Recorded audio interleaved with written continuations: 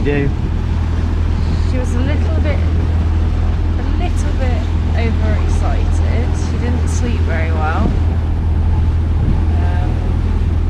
She wanted to be outside where all the fun was, but we didn't think that was a good idea for her first night passage, so she stayed below. She was mostly good, but a little bit overexcited. She's also been complaining a bit this morning. You want to know what she's saying? Is it that she's never been fed? Apparently she's just never been fed, ever. It's weird because I looked in her bowl and there's a whole thing of food in there, but Must not be hers. no, apparently she's never been fed. She's just sitting here showing me that she really wants to be fed.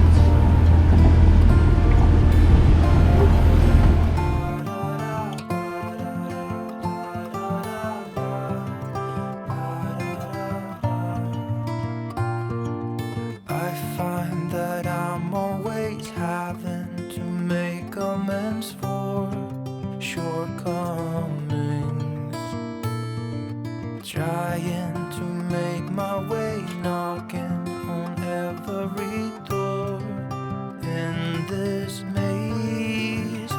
The times it's all out of reach, soldier on.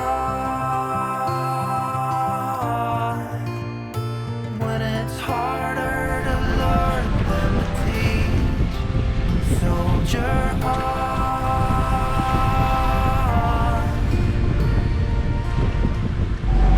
This is Baking on Board by Jodie Dowse. Right, so at the moment we are just put some yeast, so 7 grams of yeast with 1 cup of water. Even though we're British, we are currently using cups because that's all we have on board. And then leave that for about 10 minutes. And then I am potentially going to put more water in. The reason I've only done 1 cup so far is because the water is really cold and I don't want to put the hob on, so put a kettle on. You can. It's on the gimbal. If you want to put it on, it's fine. But The it boys will are just be downstairs, hot. the Yeah. boys are sleeping, so I don't want to crash around down there. But I can add water as we go along. So flour is different. It's not always the same amount of water to flour, so it really depends on the absorbency. And so we're going to use the last bits of this, and then use this flour. Ooh, is it brown flour? I don't know, it looks brown. It's all in Greek, so I can't read it. It's all Greek to me. It's all Greek to me. So I'm hoping if I do the same technique as normal white flour, it should hopefully work. If not, we'll just make doughy pancakes like we did the other day, which was like dough that didn't rise. So then we kept it in the fridge overnight and then spread it out and then put banana, honey and peanut butter inside And it it. was absolutely delicious. And then put small dough on top of it, squash it out. That was really good, wasn't it? So good. It's sort of similar to like the banana rotis you get in Thailand. So that's 10 minutes.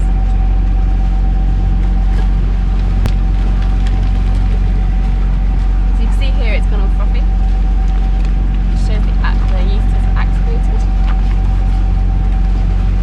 So this has been one good thing from lockdown, that everyone's been making bread. Jodie makes the most awesome bread. It's pretty basic, but it's good. Yeah, but it's amazing.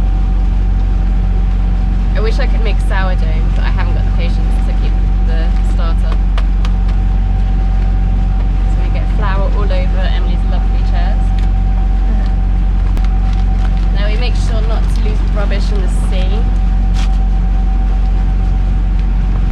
I made these really handy bags that you can just shovel your stuff in when it's in a seaway. So currently there's the radio, some flour and also a load of like a whistle and binoculars and it's this. So handy. A bag of crisps, Adam's reef shoes, anything that's going to go flying around just gets shoved in there, and it's really handy. We had a good tidy this morning, didn't we? Yeah. There was a lot of shoes in there. Okay.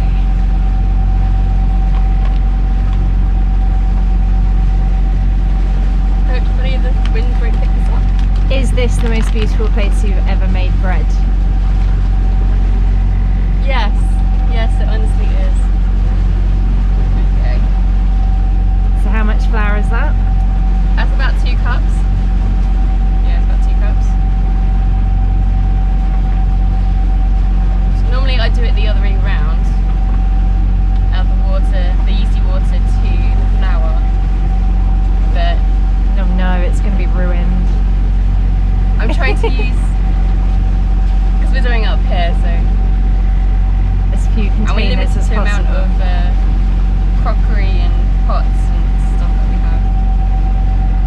I've also had to wash my hands in bottled water. So because we've got a water shortage on board currently, we're using seawater to wash up and trying to use as little Yeah. plates as possible. I just don't know what is in seawater. No. So this time, Salt. salt and all sorts of stuff. So if we had it, I'd also mix seeds. And I'm going to add in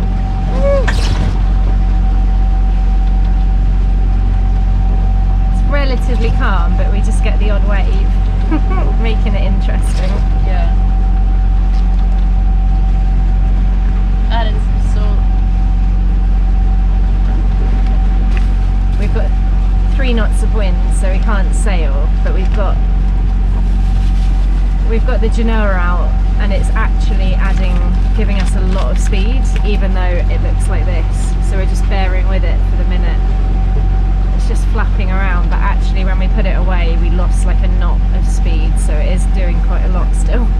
I don't understand how, but we're sailing dead downwind with 3 knots.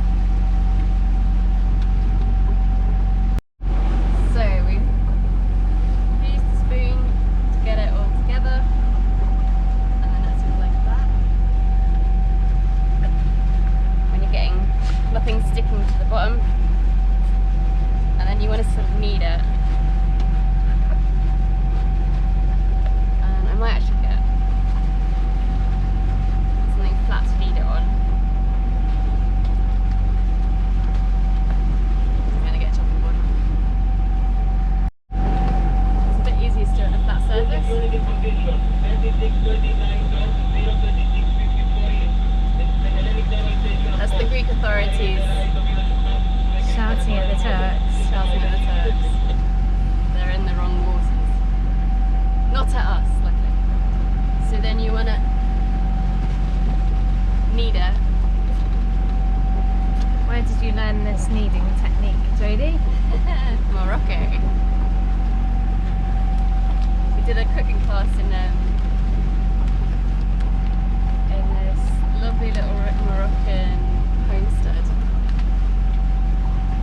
We made like tagines and flatbreads. Oh, I love Moroccan food. Couscous. So good.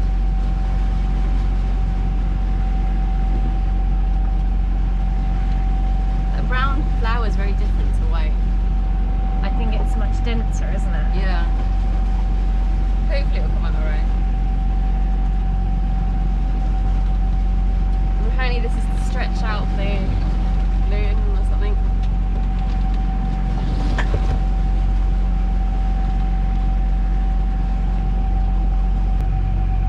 And you want to knead this for about 10 minutes and then put it back into a clean bowl bowl, a little bit of olive oil on the bottom, and then flip it over so it's on the top.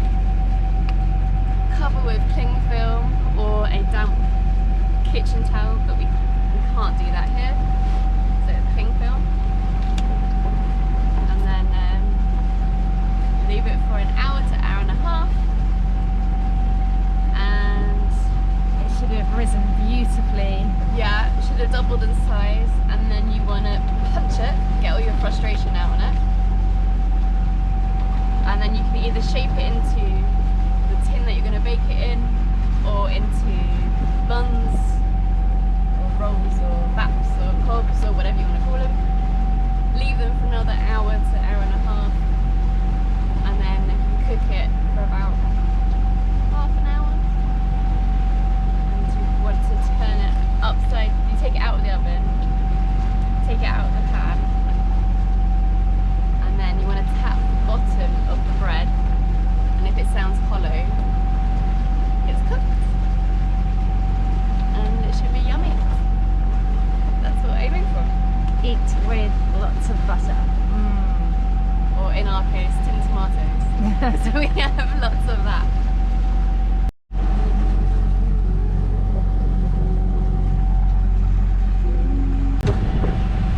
So about an hour and a half ago, punched all the air out on the first rise, and then I formed it into buns, and I left it for an hour and a bit to rise, sprinkled over the sesame seeds that came from the breadsticks that we had, and then these are about to go in the oven. Delicious. Yeah. So we were running dead downwind, so the Genoa carried on trying to jibe. Basically, we had a choice of sailing to the sea state, which was dead downwind, or to the wind by bearing away a little bit. For about an hour we tried to balance it by going 1 degree either way and trying to keep it as comfortable as possible and the sail full. Long story short, it wasn't happening, so we went wing on wing. We got the staysail out and goose winged them. We were sailing wing on wing for a bit, but that wasn't really working great. We don't have a pole to pole it out. We don't have a pole, but I rigged a preventer. So we were wing on wing, but they just weren't filling properly. So we went to take the staysail away, took the preventer off, and obviously it jibed. And suddenly everything just fell into place and we started sailing really nicely. It's not something I would have tried. I wouldn't have thought to try this, but the staysail seems to just be funneling air into the Genoa. And suddenly we're sailing really nicely. Engines off, 5 knots, downwind. Lovely stuff. Yeah, really nice. It's so good to have the engine off. And pretty much in the right place for the sea as well. It's kept the sea really nice.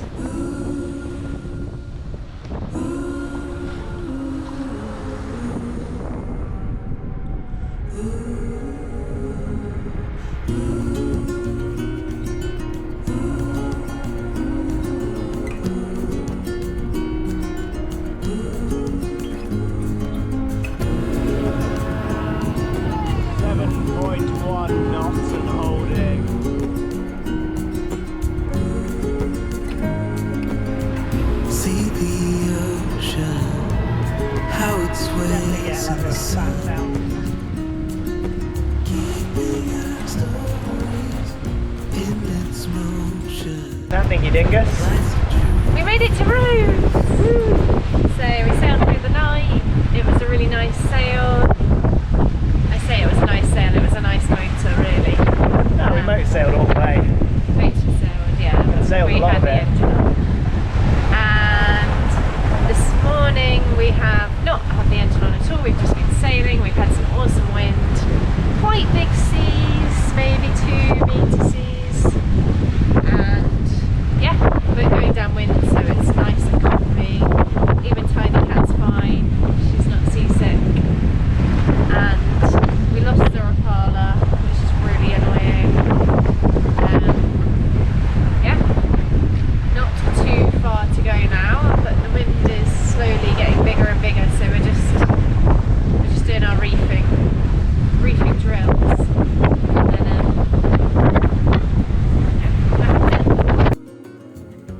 Thanks for watching. Like and subscribe for more salty sea adventures, and check out our website togetlost.com for more information about all things related to living at sea. We've been working on something exciting, so if you want to be the first in the know, then subscribe to our mailing list and we'll keep you updated. A huge thank you to our wonderful patrons for all your support.